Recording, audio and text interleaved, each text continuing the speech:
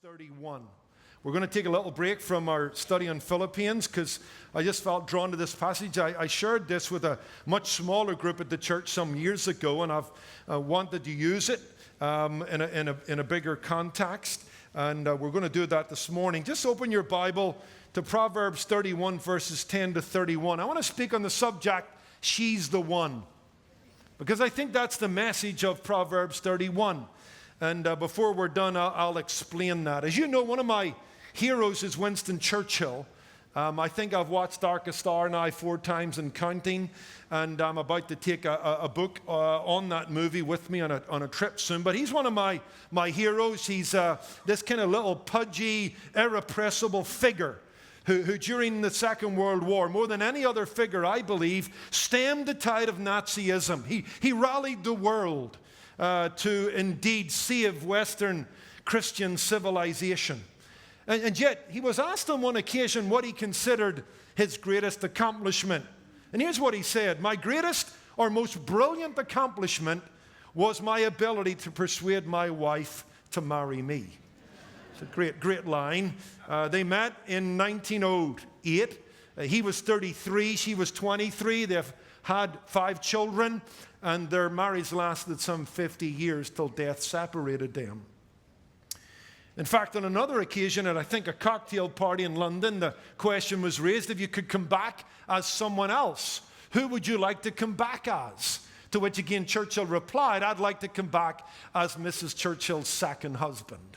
So this guy was certainly deeply in love, and I think he recognized, and he is positive proof of the old adage that behind every great man there stands a great woman. Because he wouldn't be what he was apart from her love, apart from her wisdom, apart from her support, apart from her work and her service. She is the singular, most determining fact in his success. I think Churchill acknowledges that. And as we turn to Proverbs chapter 31, I think you'll find this is the case also, because we tend to separate verses 10 through 31, the description of the virtuous woman, from verses 1 through 9. But you see, in verses 1 through 9, King Lemuel's mother is speaking. And in verses 1 through 9, she tells him what he ought to be. She speaks to him about being the right person. And then in verses 10 through 31, she speaks to him about the kind of woman he needs to find. So verses 1 through 9, the kind of person he needs to be.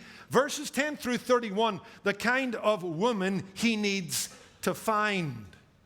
Because you see, this mother realizes, and this is a book on wisdom, so this is wisdom which is truth tested by time. Observation has taught her, insight has helped her to discover that if her son's going to exceed and going to succeed, then you know what? He needs to find a good woman. And so she writes this kind of checklist for her son of what the virtuous woman looks like. Because she realizes that the way up in life is to marry up. Not only to be the right person, but to find the right person. And so what we have here is the description of a wife of noble character and excellent character. That's why I've called the message, She's the One. Because this is a mother describing the kind of wife her son should look for. Because in this book you have a call to pursue lady wisdom and a call to pursue a good woman. Now, let me just pause, because I've found over the years that women tend to have a little bit of an allergic reaction to a message on Proverbs 31, verses 10 through 31. They feel like it's kind of, they're being ganged up on by every man in the congregation. Some guy wrote this for some self-serving purpose. But that's not true. And in fact, I want to remind you that what you have here is a kind of a composite, a kind of profile of the ideal woman. The ideal woman. There's an outline here given of the kind of woman any man would like to marry. When you're dealing with 1 Timothy 3, verses 1 to 7, the description of a leader in the local church, you're given the profile of a pastor. And I agree with John MacArthur, who taught us often at TMS, that what you have in that passage is the direction of a man's life, not the perfection of a man's life. He will be that, but he can always become more and better. And I think it's the same in Proverbs 31, 10 to 31. This is not the perfection of a woman's life. This is the direction. This is the things that she aspires to. This is on her checklist. I want to be that, and I want to be better at this. And I think that helps us to understand. In fact, I'll make an argument for my argument in that when you get into the Hebrew grammar, these 22 verses are in alphabetical order. Every text begins with a letter from the Hebrew alphabet, and it's in order. 22 letters from Aleph to Tah. And what you've really got is, son, here's a bit of an A to Z on what a good woman looks like. And so this is a wonderful outline of the kind of woman that a man would want to embrace both for matrimony and maternity. It's kind of like when we're teaching our kids to color in. You know, we buy them these coloring in books that are just a kind of outline, and they've got to add the color. But what do we teach them? And as they get older, they get better at this. They're kind of awkward and immature. They color outside the lines. And then after a while, as they get their motor skills, they begin to color inside the lines. And so, ladies, don't be frightened of this passage. This is an outline, a wonderful A to Z on womanhood and motherhood. This is what you're after. This is what you are and what you're becoming and what you could be much more in a fuller extent and expression. So color inside the lines of Proverbs 31. In fact, I like what Alice Matthews says of this passage. Far from being an impossible model, she may turn out to be the liberating guide to those of us who need her help. So as you think through, what does it mean to be a godly woman? Well, what does it mean to be a godly wife? Well, Lemuel's mother is giving you some guidelines as she speaks to her son and says, when you find this kind of woman, she's the one. So let's come and look at the text a little. Before we get there, I do want to back up into something I alluded to. In verses 1 through 9, she speaks to her son about what he needs to be. And she tells him in verse 3 to show sexual restraint, not to give his strength to women, plural. He's to commit himself to sobriety. Verses 4 to 7, as she speaks about the danger of alcohol. And then she speaks to the issue of being a compassionate leader and just judging righteously and pleading the case for the poor and the needy. And so she says, look, and this is very important. I say this to all the singles that are here this morning or listening online. When it comes to dating, when it comes to marrying, it always starts with you being the right person before you go looking for the right person. And that's the case here with Lemuel's mother. Hey, son, here's the kind of person I want you to be. You need to work on yourself. And then here's the kind of woman you might want to look for. And she's a good woman. I'm going to describe what you'd look for. But you know what? When you find this woman, she's going to find a good man. Who's a man of moral character and got a compassionate heart and who's marked by self-control. So before we choose our partner, we need to choose and commit ourselves to being the right partner. Now here's the application, since we're all in danger here of the guys tuning out or single people tuning out. You know what? Don't do that, because Proverbs 31, I think, is saying something to us all. To the married, it is saying this is the kind of wife and mother the woman should want to be. To the single guy, This is saying this is the kind of woman you ought to look for. To the single girl, it's saying this is the kind of person you ought to aspire to be. So let's start to look at this wonderful passage. Several things, if you're taking notes. Number one, I want you to notice her virtue. We're kind of going to hop, skip, and jump across these verses because, again, they're an outline, they're a composite, they're an A to Z of womanhood and motherhood. And the first thing is her virtue. Verse 10, who can find a virtuous wife? This woman is virtuous in character, noble in character, excellent in character. Go down to verse 29. Many daughters have done well, but you excel them all. She's marked by excellence. Now, when we tend to hear the word virtue, we automatically think sexual purity, and that's a wonderful thing. God's will for all of us is to marry as virgins, to come morally and sexually pure to the marriage altar. And no doubt that is embraced by the thought of the virtuous wife. But it's much, much more than that. It can't be restricted to that. In fact, it really carries the idea of the strength of her character. Now, a woman of character will be sexually pure. She will keep herself for her husband, but she will be strong in character in all facets and areas of her life. Look at verse 17. She girds herself with strength. She's a woman of commitment and honor and strong opinions. Look at verse 25. Strength and honor are her clothing. While she puts her clothes on in the morning, she puts on strength and honor. She models a godly character. In fact, it's interesting, ladies, this word virtuous, the exact same Hebrew word, it's translated in Exodus 18, verse 21. It's translated able or capable. Who can find a capable wife? A powerful woman. It actually could be translated powerful. A powerful, strong, capable, admirable woman. That's what Lemuel's mother is encouraging him. Look for a woman marked by virtue.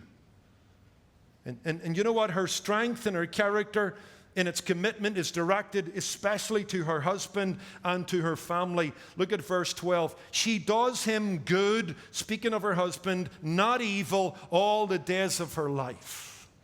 Scroll down to verse 28, speaking of her family. Her children will rise up and call her blessed. Her husband also will praise her. This woman is capable. This woman is competent. This woman is powerful. And her husband and her children are the primary recipients of that virtue.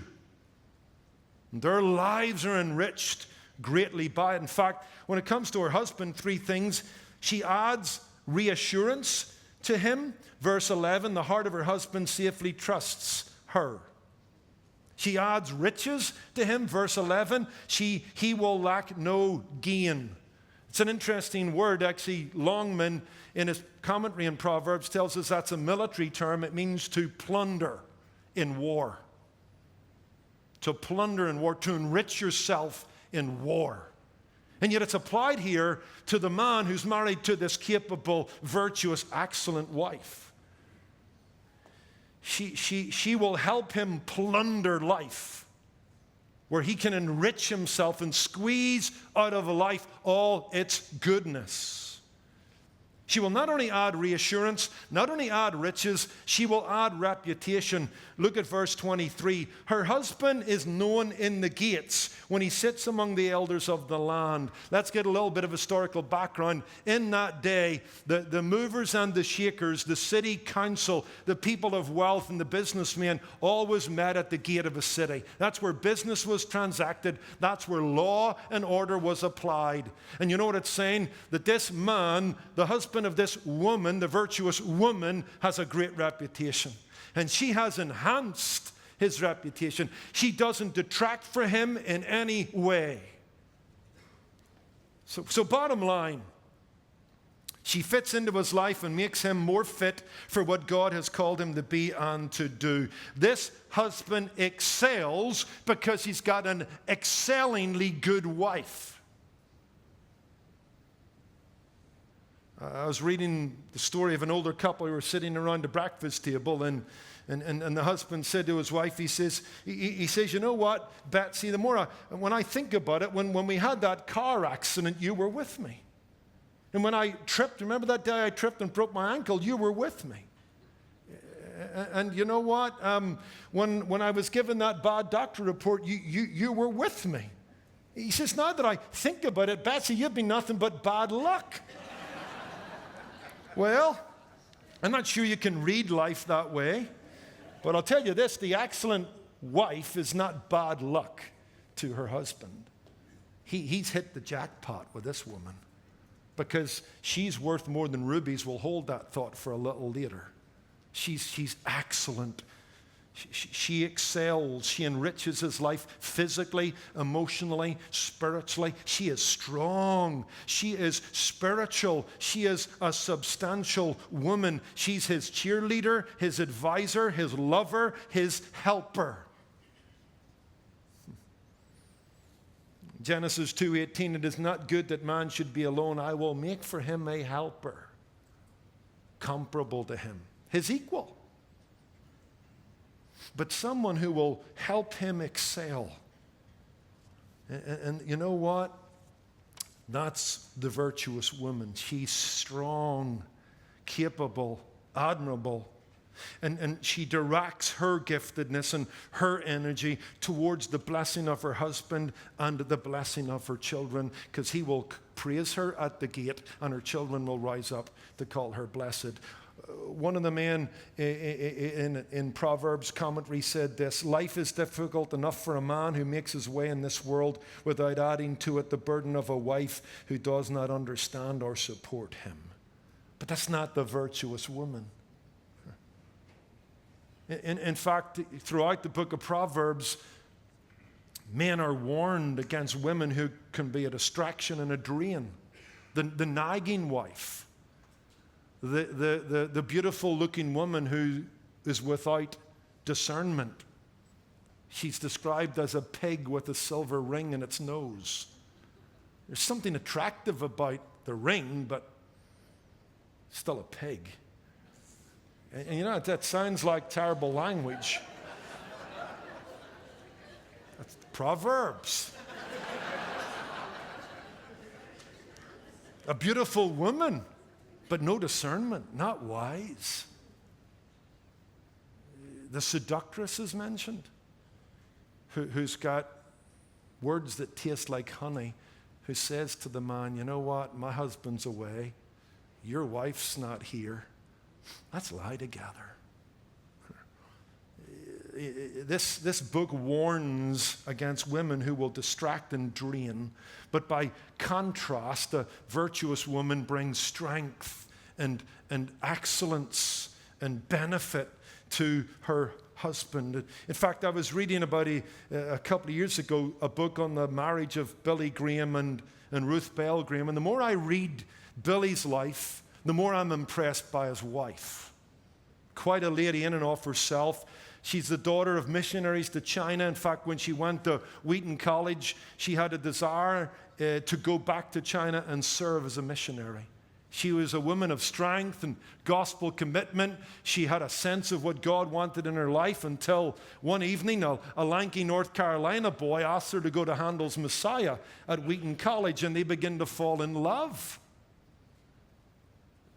And she comes to realize, you know what, if I marry this guy, and if I'm a Proverbs 31 virtuous woman, I'm going to excel in making him excel. And so she writes in her diary, as she realizes she's fallen in love with Billy Graham, who's an evangelist, he will increasingly be burdened by lost souls and increasingly active in the Lord's work. I will slip into the background. In short, be a lost life, lost in Billy's. It's powerful stuff. That's worth rubies right there. You can be sure, and we've seen it in public, Billy Graham, Franklin, the family have all stood up to call her blessed. She died several years ago. her headstone says, construction is over. In fact, at a women's conference, she said this to young women: God, you know, created each of us to be a helpmeet for her husband. In other words, a help suited to meet his needs, wishes, desires, tailor-made if you wish, with a few alterations now and then. My advice to any young girl who's not yet married is find a man, marry a man to whom you don't mind adjusting. That's the virtuous woman. She does her husband good all her days. But it's not only her virtue. Secondly, there's her vigor. Her vigor. She's a busy bee. We see this in verse 31, don't we? We're in extolling her and praising her. We read, give her of the fruit of her hands, and let her own works praise her in the gates. That's her vigor. You know what we say? A woman's work is never done, and it's true. But this woman's okay with that because she's a worker.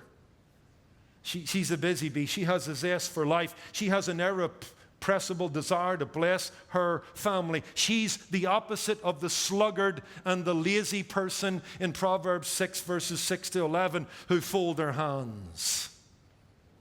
No, let's look at verse 15. She rises while it is yet dark or night and provides food for her household and a portion for her maidservants.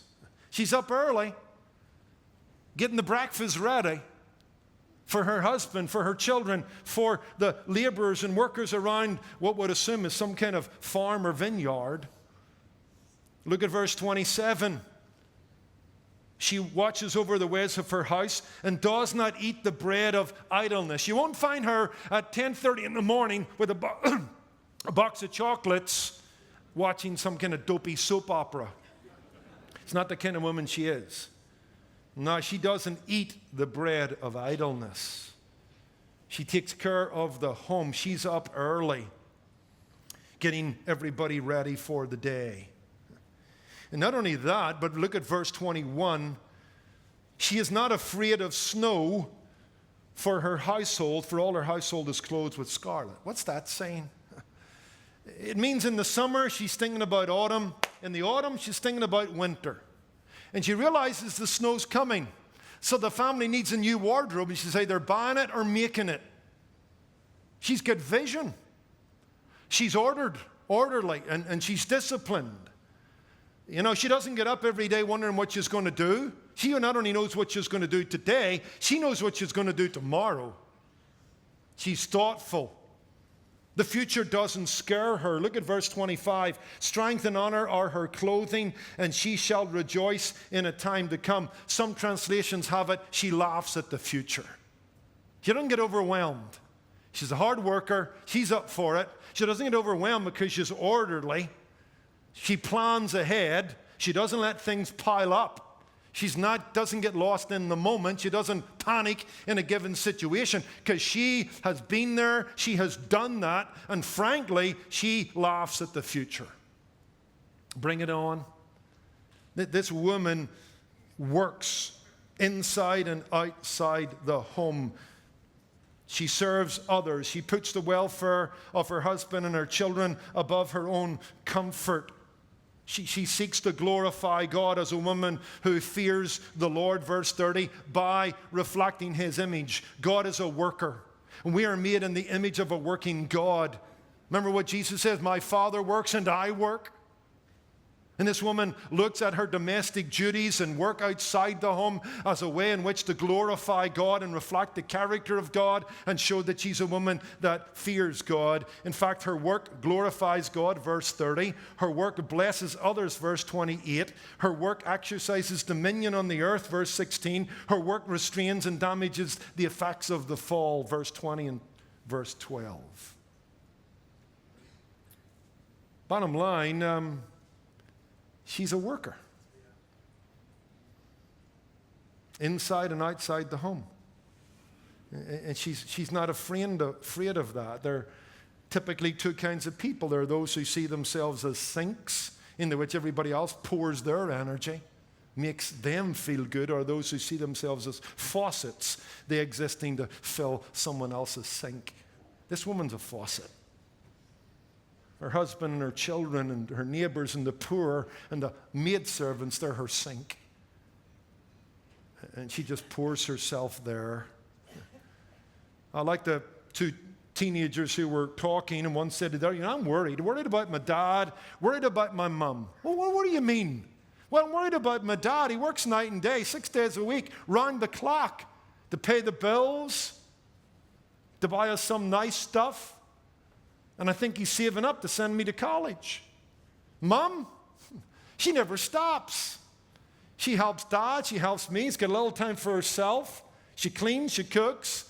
She sees her own mother, takes care of some of our neighbors. And the guy says, well, what are you anxious about? He says, well, I'm worried that they'll try and escape.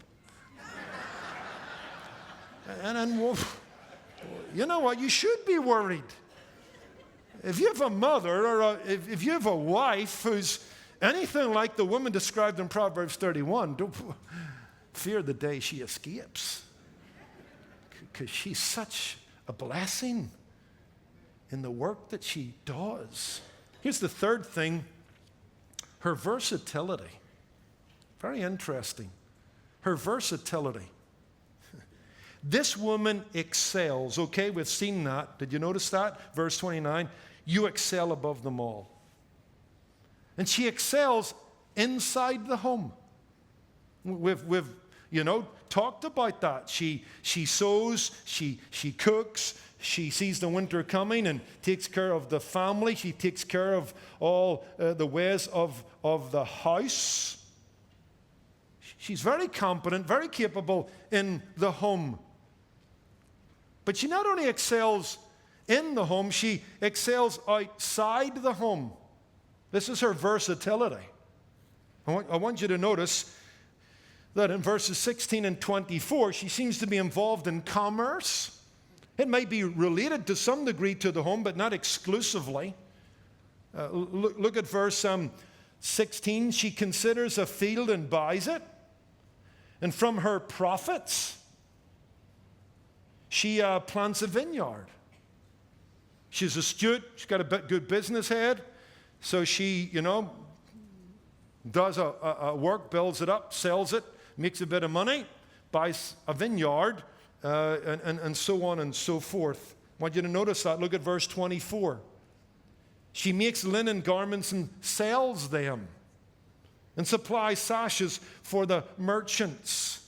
So I want you to notice her versatility. If I could put it like this, a little dramatic, but it makes the point. She not only makes a mean lemon meringue pie, but she's quite a good businesswoman to boot. She's versatile. She's an excellent homemaker and seems to have some ability in the arena of commerce, and those two things don't seem to be in conflict in the text. And I think it's just worth noticing her versatility. This is a woman of a wide range of gifts, commitments, relationships. She's got her domestic relationships and commitments, her husband, her children, her maid servants. But she's got other relationships with business partners. She enhances the reputation of her husband at the city gate. She seems to be known by the movers and the shakers. Maybe she's building friendships up with their wives for the benefit of her husband. I don't know what's going on there, but this woman has got a wide range of gifts. The book of Proverbs doesn't present a woman as barefoot and pregnant and chained to the sink. She's bigger than that, better than that. Now let me say this. The domestic side is emphasized. The balance of the passage is about her husband, about her children, and about her home. And if you go to Titus 2, verses 4 through 5, you'll read that Paul says that young women are to be workers at home. Literally in the Greek, laborers, hard workers, ergon, workers at home. They are homemakers, which means they're good at ordering a home. They can cook, they can sew, they've got a domestic gift. They've got a taste for how a home ought to look like. It's not chaos. It doesn't look like the aftermath of a nuclear explosion. No, a godly woman has got great domestic instincts. And she's got taste, and she's good at that. But that's not all she is. While the home is the center of her life is not limited to the home. Not in this woman's case. She's out considering fields and buying them, profiting from vineyards she has planted. She not only makes clothes for her children, and this may point to some aspect of her commercial enterprises as being home-based, but it's not exclusive to that, given fields and vineyards. But she sells clothes to merchants. And we've got to be very careful about addressing the issue of women in the home. Primarily, fundamentally, first, a woman, a wife, ought to be committed to the home. Ought to lose her life in her husband's life. That's what Ruth Graham did. That's virtue, that's strength, that's godliness. But you know what? You can't define a woman simply by what she does around the home. In fact, one of the commentators, I think it was George Knight, in his commentary in the Pastoral Epistles, helped me because he goes to 1 Timothy 3. Listen to this, guys. Very interesting. And ladies. Where you've got a description of the pastor. And it says of him, he must manage his house well. That takes you into the domestic realm. The pastor mustn't shepherd everybody else and not his wife and not his children. And many men have made that mistake. I have a friend who was leaving his home one night in Northern Ireland, said to his young daughter, who was a junior higher at the time, says, you know what, I'll be away, dear, for a few hours. If anybody calls and they need to see me, just write their name and their phone number down. He gets in about 11 o'clock. Everybody's in bed. The lights in the home is dimmed. He goes to the phone. There's a piece of paper, and there's one name on it. It's his daughter's name with her home telephone number. It's like, Daddy, when are you going to visit me? It was a wake-up call. So a good pastor will show his leadership in his marriage and his children. Now the question is, when you read that verse, he must manage his house well, does that mean that's all he does? No.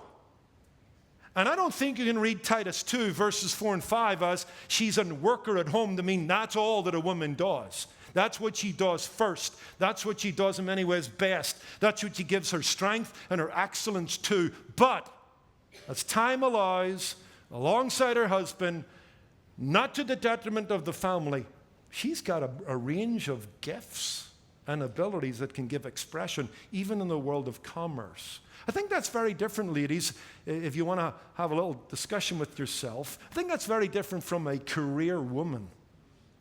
I don't think Proverbs 31 is exemplifying a career woman, but it is exemplifying a woman who's got gifts that can be expressed outside the home.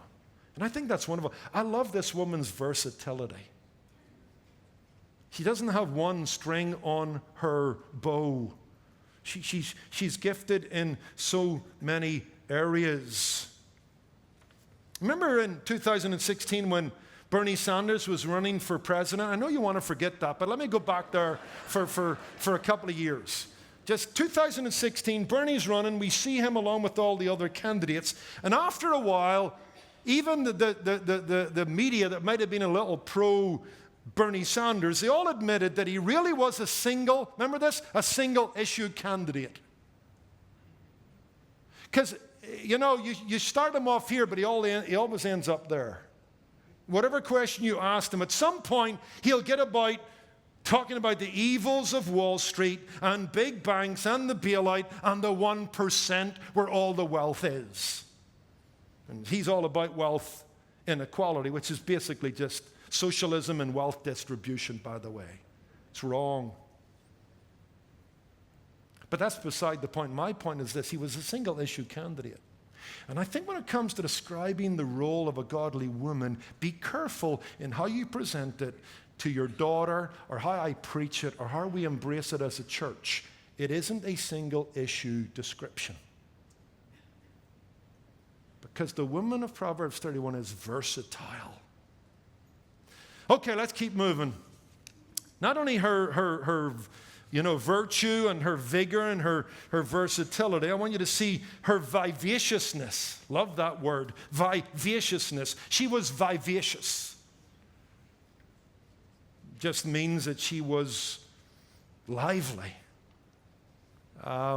She wasn't a puddle glum. She wasn't a cloud over her husband's head or her children. No, this woman is bursting with life. She's vivacious. You shook her hand and you got an electric shock. She's got life about her, laughter about her. She's got love about her in the simplest tasks. Notice verse 13. She seeks wool and flax and willingly works with her hands. Just notice, willingly. She loves it.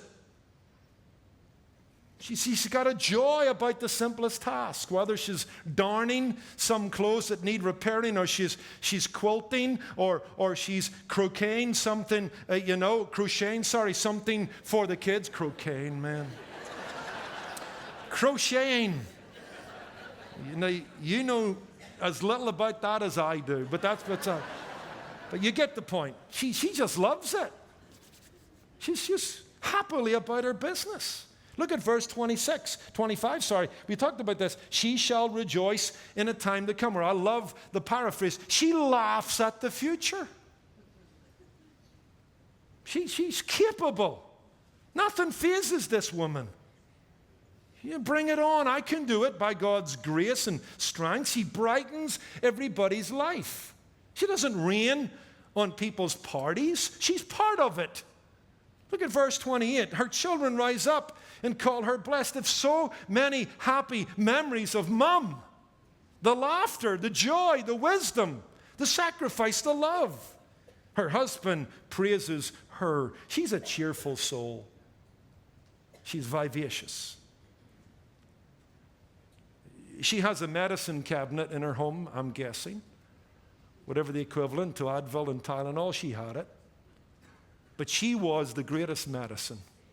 Because according to Proverbs, the woman with a merry heart is a good medicine, or the man with a merry heart is a good medicine. And she was medicine to her husband and to her children. She's up early. She's about the business. She whistles while she works. She's not a Snow White figure. She's serving and helping and being a blessing. I love the story surrounding Martin Luther. A bit like Billy Graham, his wife, Catherine, was such a wonderful woman. Just read a book about her recently.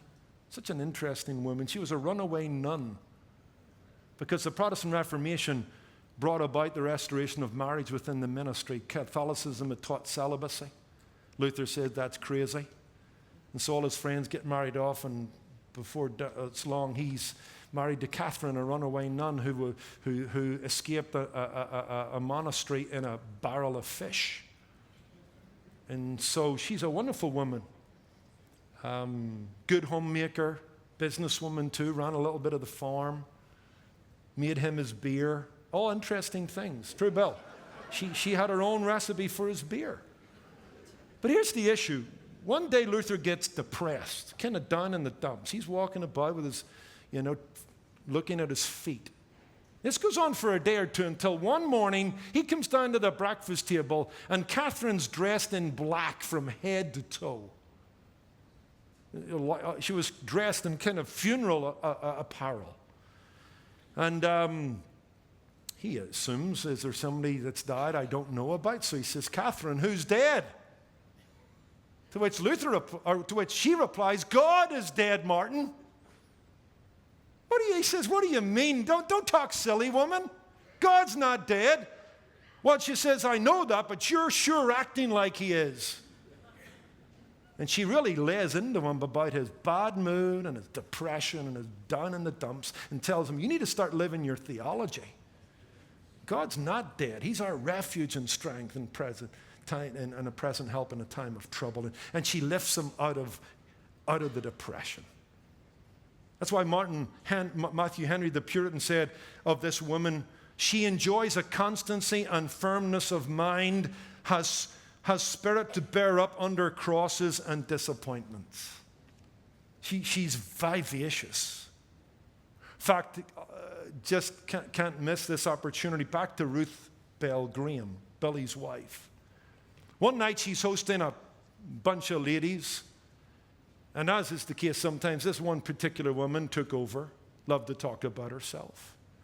And she loved to talk about her problems, and so she just held the ring and talked to everybody, including Mrs. Graham, about, her poor health and her rising blood pressure and the fact that the doctor had told her to cut back on sugary, sweet treats. A little later on, Mrs. Graham offers everybody a piece of blueberry pie, and to her surprise, this lady who's got poor health and rising blood pressure, she asks for a piece of cake. And then she says, you know what, since you're doing it with the other ladies, I'd love you to put as much whipping cream on that thing as possible. And so Ruth Graham gets the slice of pie, and she goes and gets Billy's shaving cream, and she just... It's true, Bill. She gets shaving cream, puts a big swirl of it on top of the blueberry cake and pie, and serves it to the lady, who takes her first bite and remains quiet the rest of the night. It's true, Bill. You wouldn't think that, would you, Billy Graham's wife, But you know why? She can't stand grumblers. Women that sit around talking about their aches and their pains and their husbands and their children and life.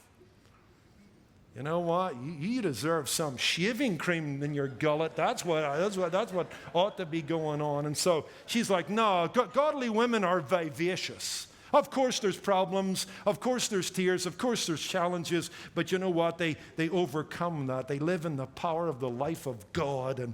And you know what? They move on. What about her vocabulary? Here's another thing, ladies, her vocabulary. Let's just move through this quickly, but very important. The book of Proverbs says a lot about what we say, because life and death is in the power of the tongue. Proverbs 18:21. That's a sobering statement. What we say to each other as husbands and wives, it could be one of the greatest determining factors in the quality of our relationship. That's why James will say, you know what, the tongue's such a little member of the body, but it's like the bridle on a horse, it's like the rudder on a ship. Small, but it directs. The horse is directed by the bridle, and the ship is directed by the rudder, and life will be directed by your speech. And so we read that this woman, verse 26, she opens her mouth with wisdom. If you can't improve the silence, stay silent. But if you're going to open your mouth, speak wisdom. And then notice this, and her tongue is the law of kindness.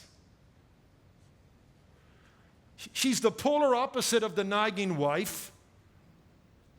She's the polar opposite of the beautiful woman who's got no smarts. You see a lot of them on television, especially in the reality shows. Attractive on the outside, empty on the inside. Just spouting off nonsense. Dragging life down into the gutter and into the small stuff. Not this woman. No, when she opens her mouth, it's wisdom and it's the law of kindness that governs her words. She's the opposite of the nagging wife, the undiscerning woman, and the seductress. And so Lemuel's mother says, look, son, you work on yourself. I want you to be the best kind of man for this woman. But I want to say this, as you look for this woman, not only look at her, but listen to her. Not only look at her, but listen to her.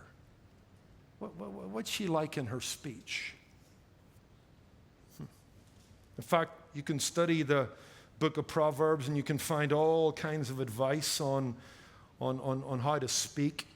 I came up one day with an acrostic. I took the word words, weigh them, order them, redeem them, direct them, soften them. Proverbs 15:28, Proverbs 15:23, Proverbs 10:11, Proverbs 14:5, Proverbs 15:1-4. I know you didn't get that to write down. That's why you got to listen to the CD once more. Just do your own study in the book of Proverbs, ladies, and it'll help you bridle your tongue and speak wisely and allow the law of wisdom to govern you and kindness. On a windswept hill in England, in a country churchyard, there stands this kind of drab grey slate. It's a tombstone. And faintly they're etched on it these words: "Beneath this stone, a lump of clay, lies Arabella Young, who on the 24th of May began to hold her tongue."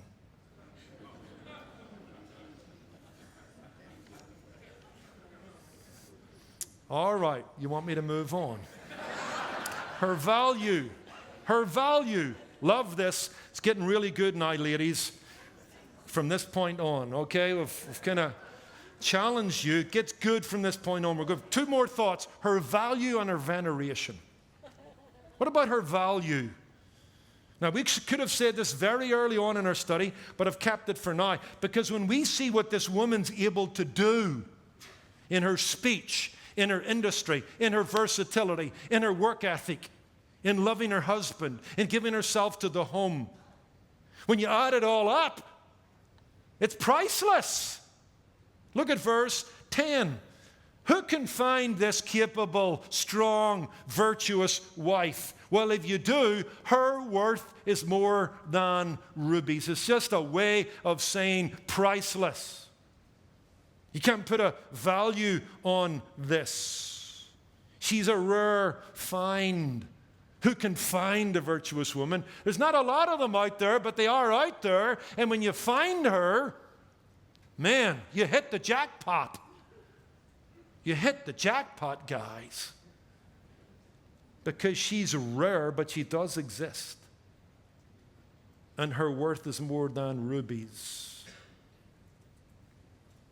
This kind of woman is a pot of gold to her husband. She's a gem to her children. And she's a national treasure to her country. That's why it's a sad and sorry day in America, where we have put the emphasis on how a woman looks, glamour and glitz. We have divorced her from the home.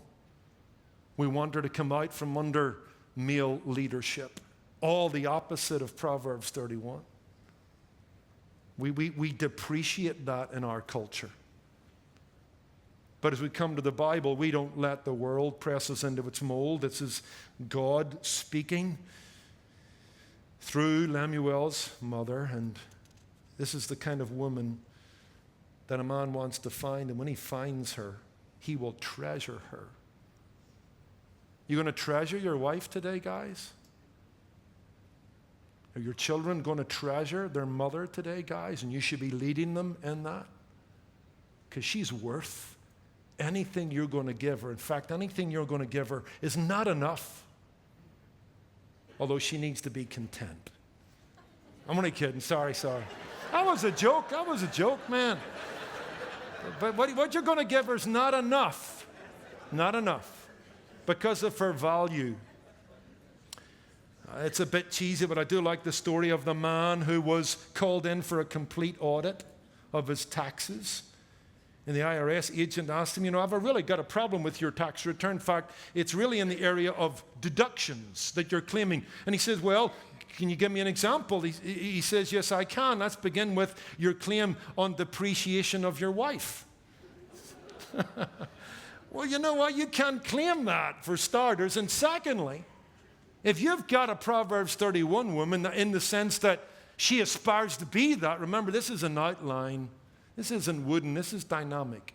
This is what she's always striving to become. If you've got that kind of woman, it's not depreciation, it's appreciation. Appreciation. What about her veneration as we close? Given her value, her vivaciousness, vigor, versatility, vocabulary, virtue. This woman deserves a truckload of thanks and a boatload of appreciation. She has enriched others. Now, she herself ought to be enriched. She has invested in the home. She has invested in the marriage. She invested in the kids. She has gone outside the home and invested in vineyards. This woman has been investing her whole life, and everybody else is reaping the benefits of it. Her husband is trusting her. Her husband's reputation is enhanced at the gate. Her kids are clothed. Her kids are made ready for life, not just the beginning of any day. She's made them ready for life. And now, at some point, it's got to come back on her. It's payback time. And the family needs to indeed venerate her and celebrate her and consider her the treasure that she is. You guys listening? From whom? For what? Quickly. From whom? Her family. Her children will be the first to express their gratitude for her sacrifice, her hard work, her example, and her tender loving care. Verse 28, her children will rise up and call her blessed. Maybe it would be a good thing today around the lunch table to actually spend a little bit of time allowing and forcing our children to express specifically what they love about their mother. Not just, Mommy, thanks. Well, what are you thankful for? And how long are you thankful for it? And how long will you be thankful for it? Her children will do that. Her husband will praise her, not just privately, not just by whispering in her ear and a tender kiss on her cheek. He'll actually tell his friends. He'll speak about it at the gate. Maybe they're sitting at the gate one day and they're talking business, and this guy's going to go, guys, you know what? Best business deal I ever made was the day I threw in with my wife. I am drawing on that investment like you can't believe. It's paying dividends like you can't believe. This woman loves me. The house is in order. I get up in the morning and head out. When she's at my back, I can trust in her. I wouldn't be where I am. I wouldn't be who I am without my wife. I'll be telling June that today because that's the fact. And I'm sure that's the case. Our greatest accomplishment, guys, was the day we talked our wives into marrying us. For what? Well, that's pretty easy for all of these things, although as we close up and as Lemuel's mother closes up, she focuses on an area we haven't really touched on in verses 30. What are you going to venerate about her? Well, you're going to venerate all those things we've talked about, but you're also going to venerate her inner beauty. Her inner beauty. Verse 30, charm is deceitful and beauty is passing. But a woman who fears the Lord is to be praised. The greatest thing about her, not that she's beautiful, and she's hardworking, and she's selfless and industrious, and has given the better part of her life to you. The best thing about her is she loves the Lord. And that probably helps her love you.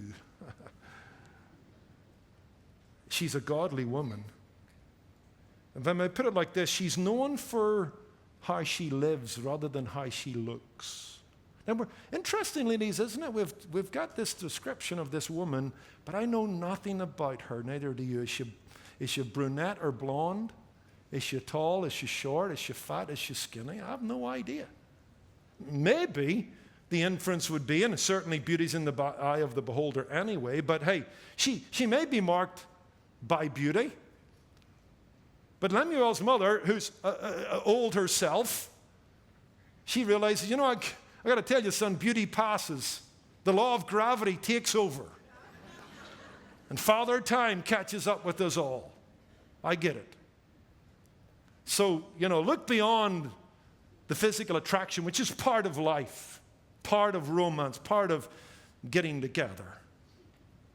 But you make sure you look past what she looks like and take a good look at how she lives. Is she godly?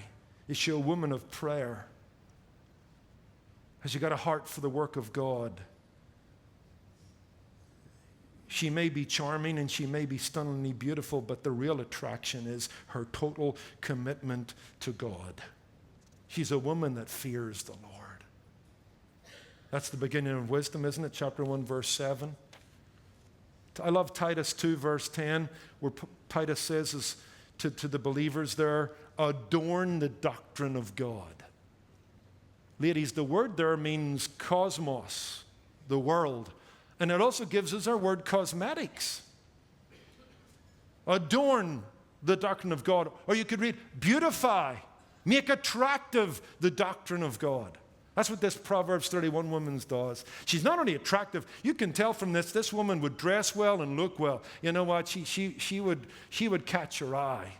She's got an eye for color. She can make clothes. She's fashionable. She's stylish. I get it. But more than that, it's not all outward adorning for her. She clothes herself in strength and in honor. She looks good inside and out. Now, the outside will change, but the inside actually can become better.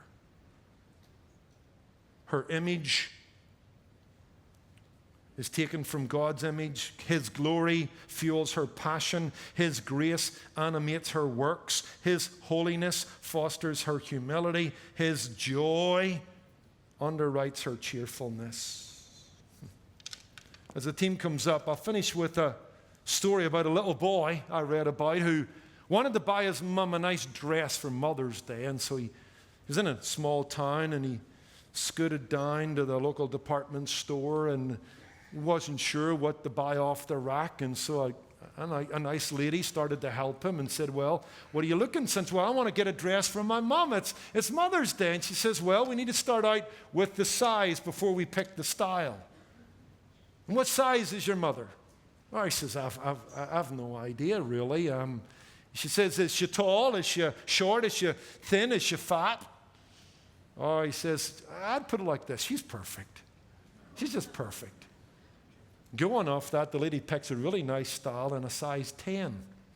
The little boy takes it home. About a week later, his mother comes in and exchanges the size 10 for a size 22. What? Hey, perfect.